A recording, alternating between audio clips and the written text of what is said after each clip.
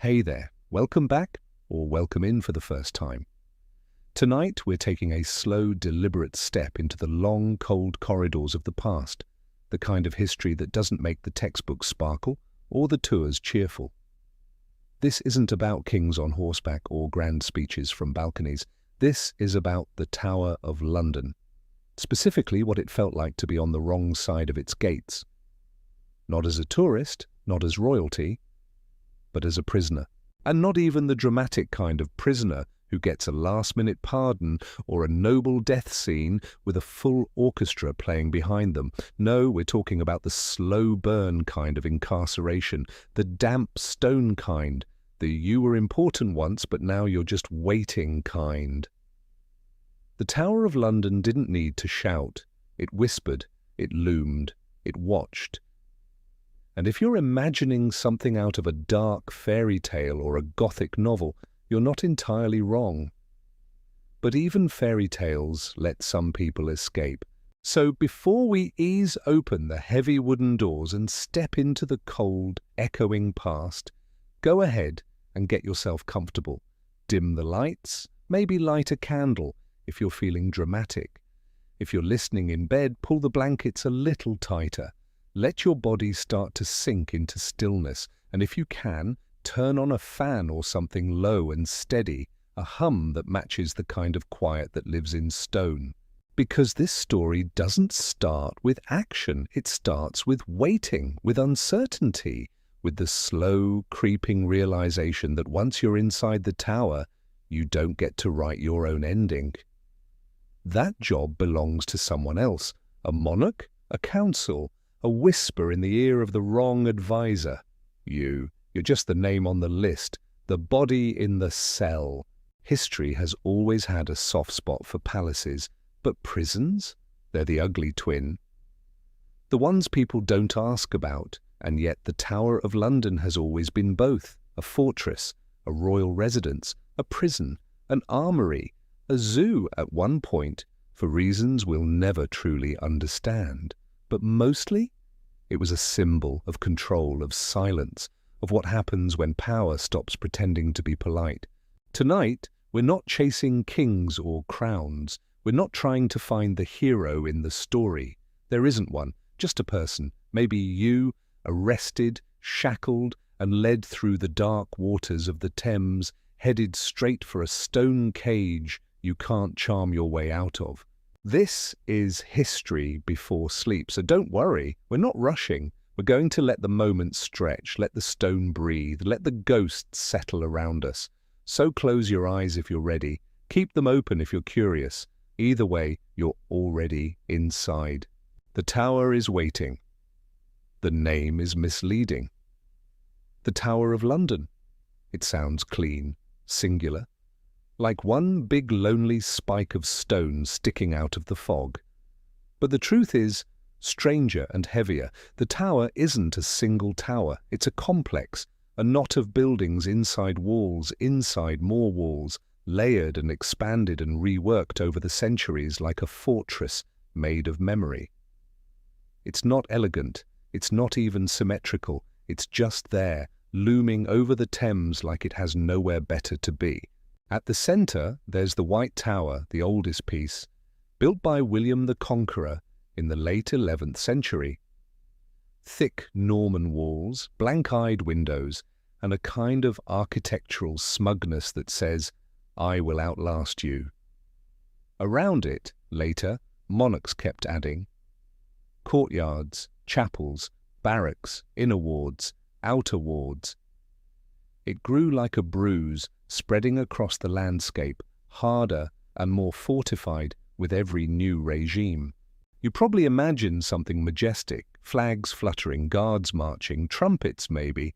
And sure, the tower did serve as a royal residence once, briefly, but calling it a palace is like calling a guillotine a sculpture. Technically true, not really the point.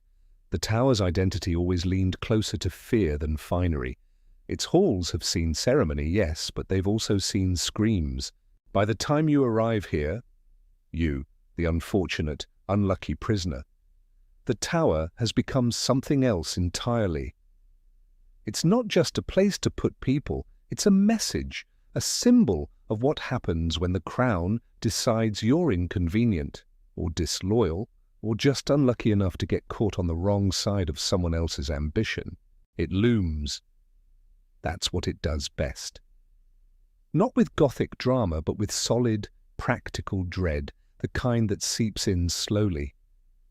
The tower doesn't need to be flashy. It doesn't need to scream. It just stands there, solid and wide and watchful. For nearly 1,000 years it's been watching. And once you're inside, the architecture doesn't comfort you. There's no sweeping grand hall for prisoners, no library, no quiet cell with a view of the river. You're placed wherever they have space, sometimes a proper room, with a name carved over the doorway, sometimes a windowless box carved straight into the wall.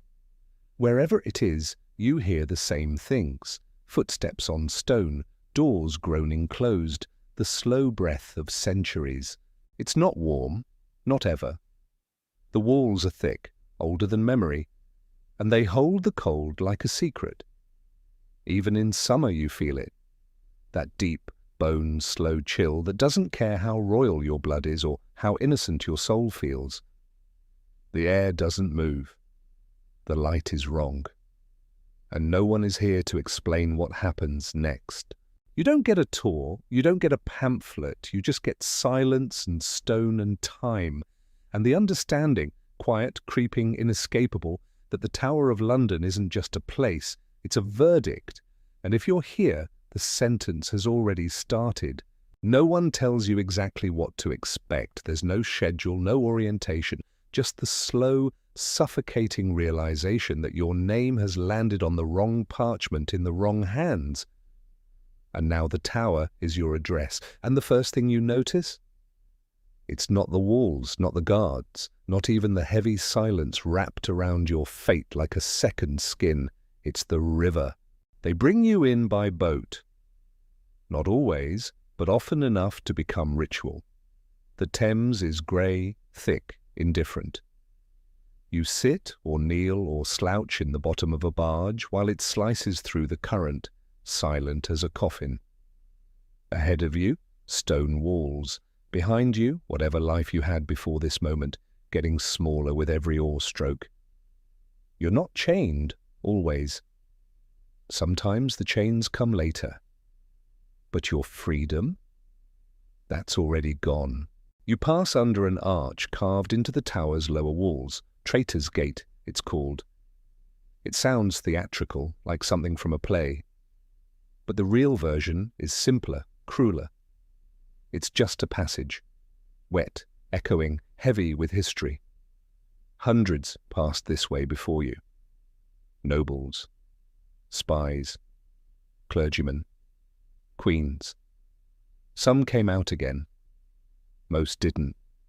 And as the boat drifts under that arch, it's not just the shadow that falls on you. It's the weight of everyone who never made it back into the light. The gate opens into a world that doesn't belong to you anymore. Your captors don't yell. They don't need to. The silence is louder. Iron doors open close. Footsteps echo down corridors that have held too many secrets. The tower doesn't care about your rank, your robes, your reasons. You're a name on a list, a voice soon to be forgotten, another ghost in the inventory. And then comes your cell. Or lodging, if the records are being polite. There's no standard model. Maybe you get a room with a straw-stuffed mattress, a bucket in the corner, a slit for a window. Maybe you get 4 stone walls, damp and narrow, with no light but what leaks in under the door.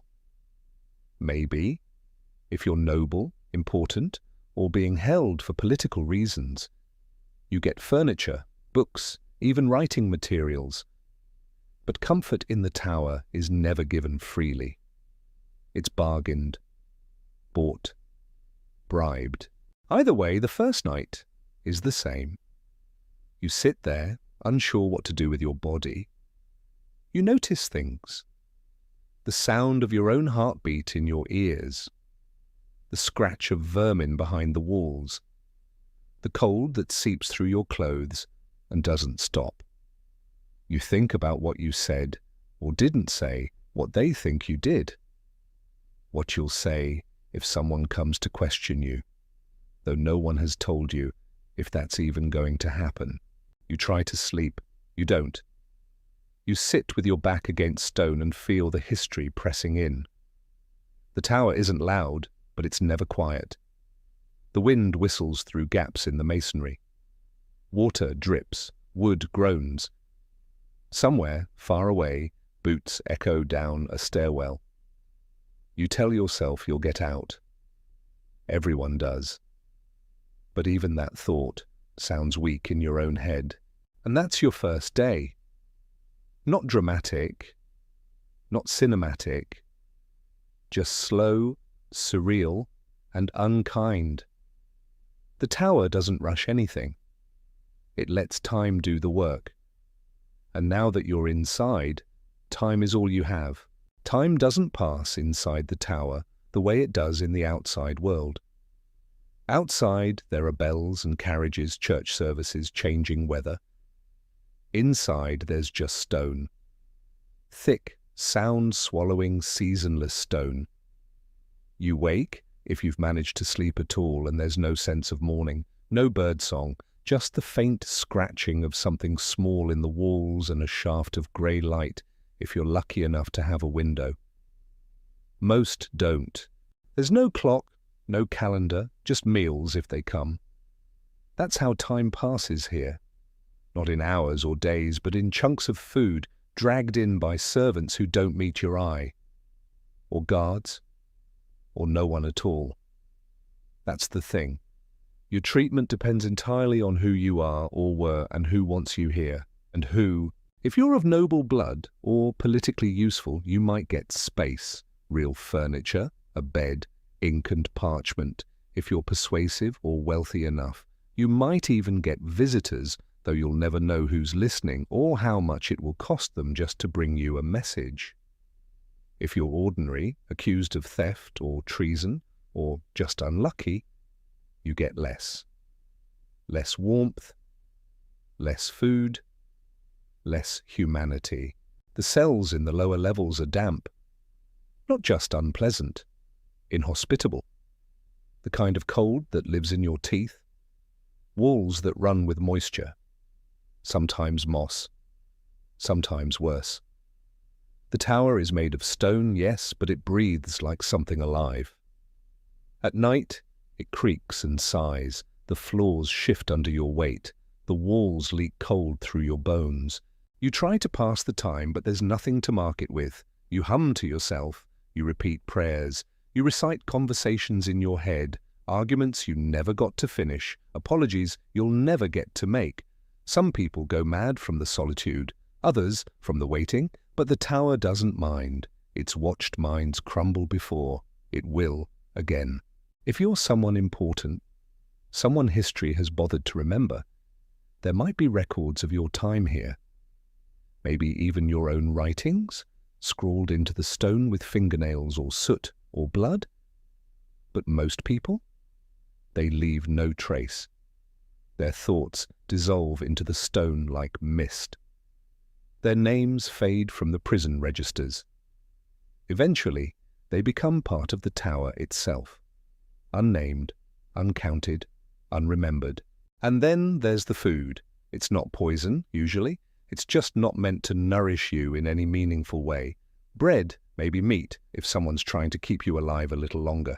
Gruel, ale, but weak. Water, if it hasn't turned. No spices, no joy, just enough to keep the body breathing while the mind does slow laps in a shrinking room.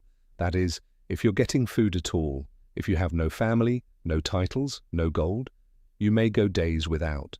You start to mark time not by the sun or stars, but by hunger. And maybe worst of all, you begin to understand the tower isn't a place where things happen. It's a place where things don't. No explanations, no decisions, just waiting. Some days you think they've forgotten you entirely. Other days you wish they had. There's no comfort here. Just corners and echoing.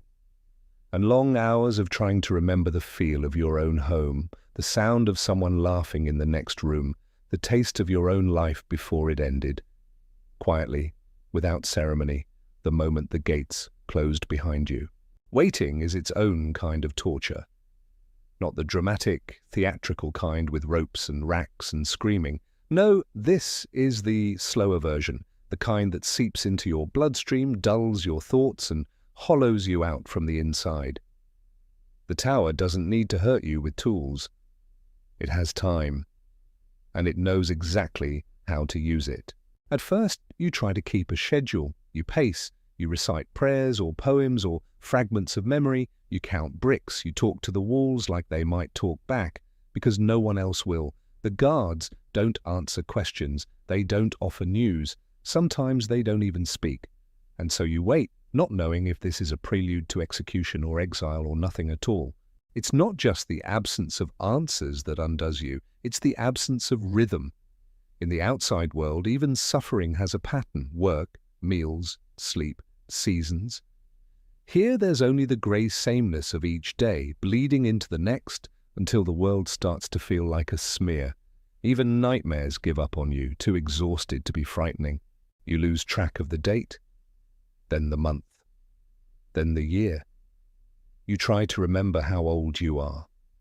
You try to remember why you were brought here. The details start to melt at the edges. Was it something you said? Someone you trusted? Some whisper you never heard but still condemned you?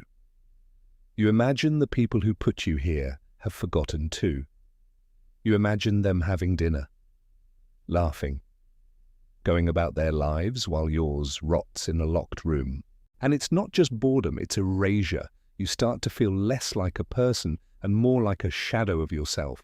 You forget how to hold conversation. Your voice cracks when you try to speak because it hasn't been used in days, weeks, maybe longer. You begin to question your memories. Were they real? Were you real? Or just another name for the tower to eat? Some prisoners talk to themselves. Some pace until their legs give out. Some press their faces against cracks in the walls, desperate for a sliver of the sky. Some don't move at all. They curl inward, still as stone, trying to remember the feel of human contact, a hand on a shoulder, a voice saying your name with kindness instead of accusation. It's no coincidence that the tower has always been rumored to be haunted, but the ghosts don't wear chains or howl through the halls. They're quieter than that. They're the residue of all the minds that unraveled in these rooms, the thoughts that had nowhere to go, the stories that ended with ellipses instead of punctuation. The tower doesn't break you with violence. It waits for you to break yourself, piece by piece, thought by thought, until you're no longer sure what you're waiting for. Release, justice, forgiveness, or maybe just a knock on the door. Any sign that someone out there still remembers you exist. The tower isn't a solitary place, not really. Even when your cell feels like the whole world, you know, in some dim, half-forgotten way, that you're not the only one inside. There are others here. You might not see them. You might never hear them. But the walls know. The walls always know. If you're quiet, truly quiet, you might catch the whisper of another voice somewhere down the hall. Someone crying. Someone praying. Someone reciting poetry, not to an audience, but to the stones. Because that's what you do when you're a prisoner here. You turn inward, or you speak to the silence, hoping maybe the silence will answer. And sometimes you do hear names. Not directly, not aloud, but they drift through the stone like fog. Names spoken by guards or carved into the walls. Names that shouldn't be here, and yet somehow are. Anne Boleyn, for one. You know her even if you don't follow court gossip. She came through Traitor's Gate just like you. A queen, stripped of title, rank and crown, reduced to a woman waiting for a blade. They say she was calm, dignified, that she laughed the night before her execution, that she prayed, that she forgave. And then the French swordsman did his work, clean and quick, and Anne Boleyn became the most famous ghost in English history. You might not believe in ghosts, but in the tower, disbelief doesn't last long. Not when you hear footsteps in empty corridors, not when your candle flickers without wind, not when your dreams keep showing you a pale woman in Tudor silks, her mouth moving silently, her eyes meeting yours like she recognizes the look on your face. Then there are the princes in the tower. 2 boys, 12 and 9, royal heirs locked away for their protection and never seen again. You won't find their names carved in the cells, but sometimes in the very oldest corners you might feel a kind of cold that doesn't belong to the weather. A hush that isn't just silence. And if you're awake long enough and scared enough, you might hear the sound of something small. Maybe footsteps, maybe laughter, echoing in places where there should be no sound at all. Or maybe your thoughts drift to Guy Fawkes, the failed revolutionary, tortured and broken and barely recognizable when they finally dragged him out to die. He was held here too, questioned, unmade. And even now, centuries later, the tower remembers the smell of his fear. These are just the famous ones, the ones with portraits and biographies and scandalous Netflix dramatizations. But there were thousands more, forgotten names, ordinary lives, each one locked in a cell, wondering what the tower would make of them. Some got pardoned, some got executed. Most just faded. Wrote a final letter, scratched a final line into the wall, prayed to a God they weren't sure was still listening. And you in your cell, you start to understand you're part of that same line now. Another chapter in the tower's story, another whisper in its long, cold corridors. You're not alone, not really, not ever, because no one ever truly leaves the tower, not all of them. Let's get something out of the way. The Tower of London was not a torture dungeon in the Hollywood sense. There weren't hourly screams echoing through the halls, and prisoners weren't automatically hauled to the rack the moment they passed through the gate. But the tools were there, the rooms were ready, and the possibility and the suggestion of pain was enough to unspool most minds before a finger was ever laid on them. Torture in England was never routine. It had to be officially sanctioned. It was controlled, recorded, even debated in council, which sounds civil until you realize it was still torture, still a calculated decision to break someone open and spill out the truth, or what sounded enough like the truth to satisfy the crown. Inside the tower, there was a room for it. Not flashy, not deep underground, just cold, functional and quiet. You were taken there if your name meant something, if someone powerful needed answers, or a confession, or proof of guilt they could put in the records and wave in court. You were taken there if silence was more dangerous than speaking. The most infamous device? The rack. Just a wooden frame with rollers at each end, ropes at wrists and ankles, slowly turned, slowly stretched, until joints popped like wet twigs, until tendons tore, until a body cried out the one thing it had left to give, a lie, a name, a desperate confession. The body never healed right after the rack. Some were carried out, never able to walk again. Others lived, but crooked, bent in places that never unbent. There was also the scavenger's daughter, not as well known, but worse in a way. The opposite of the rack. Instead of stretching, it crushed. Bent the body inward, iron-pressing knees into chest, head into thighs, blood vessels bursting under the skin. No questions asked, just pressure. Until the body became small and the person inside was gone. Most prisoners weren't tortured, but that didn't matter, because the fear of it, the expectation, lived in every wall.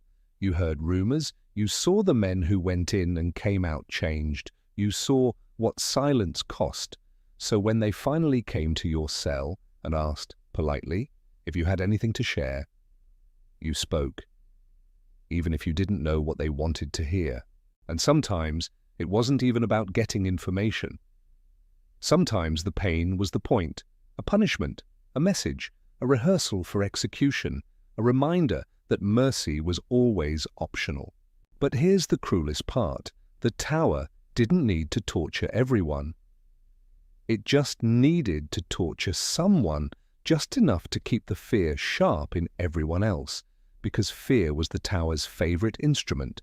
It lasted longer than wounds, it echoed louder than screams, and it lingered even after you were alone again, back in your cell, staring at the ceiling, listening to your heartbeat, and wondering how close your name had come to being next. You may never touch the rack. You may never see the irons, but you think about them. Every day, that's the real strategy. The tower didn't need to break your bones, it just needed you to imagine it could. There's more than one way to leave the Tower of London. Most are through the front gate, if you're lucky, blinking into the sunlight like a half-remembered dream. Some are by boat, under the same gate you entered, quiet and unspoken. But for others, too many, really, the exit was a short, silent walk across the Tower Green. One that ended not with a pardon, but with a sword or an axe. You don't get told in advance, not usually. The execution is something that arrives quietly, often at dawn. A key in a lock, a guard's voice, soft and unreadable. It's time. No explanation, no ceremony. Just the end, spoken plainly. You rise, or try to. Your legs might not obey you at first. Cold, stiff, full of the weight you've been carrying. You're not shackled. No one needs to chain the condemned. They know you'll walk. Everyone walks. The path is short. Just a few steps, but it stretches in your mind like a lifetime. You notice things. The sound of your own breathing, the smell of morning dew, the distant clang of a gate being opened somewhere else. You keep your head up maybe, or you don't. Some cry, some pray. Some stare ahead and try to float above their body, like the moment doesn't belong to them, like it's happening to someone else. For the highborn, the lucky, the carefully arranged, execution happens on Tower Green itself, a private space, secluded, easier on the dignity. Anne Boleyn died there, Catherine Howard too, both queens, both wives, both young women whose only real crime was standing too close to the fire of a king's favour. Their deaths were rehearsed in a way, get quiet audiences, a practised headsman, a block, polished smooth by repetition. The blade falls clean if you're fortunate. Merciful if the executioner is skilled. But mercy is a slippery thing, and not all were given that kindness. If you were a commoner, or if they wanted to make a point, you might be taken outside the tower walls, to Tower Hill just beyond the fortress. There the public could watch. A crowd could gather, jeer, pray, cheer sometimes. It was justice made theatrical, politics made visible, the body of the condemned turned into a spectacle so the message would linger longer than the blood. The ritual is simple, a final statement if you're allowed one. Some offer forgiveness, some apologize. Some curse their accusers with their last breath. You kneel, hands bound, face to wood. The world tilts, the axe rises. You don't feel the blade, they say.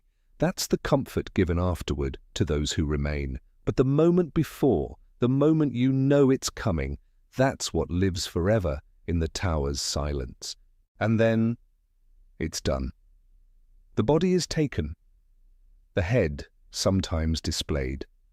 A warning, a punctuation mark, the name struck from records or etched into legend depending on who tells the story. Some get burials, others disappear into unmarked corners of chapel crypts beneath stone slabs worn smooth by centuries of footsteps. But the tower doesn't forget. Even now, tourists walk those same paths. They take selfies near the green. They listen to guides recite facts in neat, curated scripts. But beneath the trimmed grass and cobbled stones is a history that was never clean. Never gentle, just quiet, efficient, inevitable, efficient. Because for many, the tower wasn't a prison, it was a waiting room for the end. You don't have to believe in ghosts to feel them here. The tower doesn't require your belief. It remembers without needing your permission. The stones hold things. Not just moisture or moss or cold, but moments, echoes, the slow accumulation of fear, hope, regret, and final breaths. Over the centuries, it's built up like dust in the corners. Easy to ignore at first until you feel it settle on your skin, weightless but undeniable. And yes, people say the tower is haunted. Of course they do. How could it not be? If any place could breathe out its history like fog, this is it. Some say Anne Boleyn walks the corridors with her head under her arm, a strange theatrical image, more ghost story than truth. But that's how people try to make sense of injustice. They turn tragedy into metaphor. They turn victims into legends because legends are easier to live with than facts. Others report flickers of movement where there should be none. Cold patches where sunlight used to live. Footsteps pacing behind thick stone walls, long after the tours have ended. There's the White Lady in the White Tower, sometimes said to weep at windows no one can reach. There are smells. Roses, gunpowder, blood, that come and go without logic. A ripple in time, a reminder. The past refuses to stay buried, but not all ghosts wear shrouds. Some are just feelings, an ache in the air, a heaviness in your chest as you pass through a chamber where someone once waited to die. You may stand in the Chapel Royal of St. Peter ad Vincula and feel your skin tighten, though no one touches you. Because beneath that very floor lie bones. Dozens of them. Some named, some not. Queens, traitors, servants, scapegoats. All equal now in the earth. All still listening. Even the tower's graffiti tells stories. Scratched into the stone by hands that knew they were being erased. Prayers, names, symbols of faith and desperation. One reads, "He who suffers conquers." Another simply carves the initials of someone who wanted to exist just a little longer. These aren't haunting in the ghostly sense. They're haunting because they're human, because they are proof that someone sat in this space before you and tried to leave something behind. And here's the thing, the tower doesn't scream, it doesn't cry out, it just exists. Solid. Waiting. And maybe that's what makes it most haunted of all. Not the spirits, but the silence. The history no one tells you. The sentences that didn't make it into textbooks. The lives boiled down to a sentence, a date, a dramatic flourish, when the truth was so much slower, so much sadder. Because the Tower of London isn't just where people died, it's where they were forgotten, slowly, quietly, efficiently. And forgetting is a kind of death too. So if you ever walk those halls, remember to listen. Not just to the guide, not just to the plaques, but to the quiet.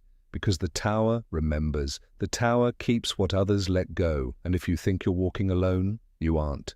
So now you're lying in bed, or maybe sitting in the dark, headphones in, lights low, and you've just wandered through centuries of slow dread, cold stone, and the kind of silence that doesn't comfort, only watches. You've seen the tower not as a landmark, not as a tourist site, not even as a piece of history, but as it really was for the people who found themselves locked inside. Not villains, not always heroes, just humans, waiting. Maybe you expected something flashier, a daring escape, a royal pardon, a last-minute twist, But that's not the tower's style. The tower doesn't deal in resolution. It deals in suspension, in unfinished stories, interrupted lives, and the heavy pause between sentence and execution. That's the flavor of its memory, not climax, not closure, just echo. And here's the thing, we still talk about the tower like it's finished, like it's something in the past, but it's not. The stones are still there, the floors are still cold, the cells are still intact, the graffiti is still legible if you look close. The silence hasn't gone anywhere, it's just been covered with velvet ropes and gift shops and charming beefeaters in red. But underneath all that, stillness, still waiting. The tower hasn't changed. We just tell better stories about it now. Maybe you'll visit it someday. Walk across the green where queens met their end. Look through the windows of rooms where men once forgot their own names. You'll smile. Take photos. Maybe buy a keychain. But somewhere deep inside, part of you will remember what it felt like to stay there, to wait, to shiver, to be watched. And even if only for a moment, you'll hear what's left behind. The breath that never left the room. The story that never quite got told. That's what the tower does. It holds on to things. Now, take a breath. You're not locked away. Not tonight. You can turn on a lamp. You can step outside if you want. But let yourself feel it, the weight of history, not as dates and names, but as lives, as people, as quiet, invisible ghosts, still pacing in the places the rest of the world forgot to look. Sleep well tonight. And if you dream of stone walls and dark corridors, just know the tower remembers. It always has.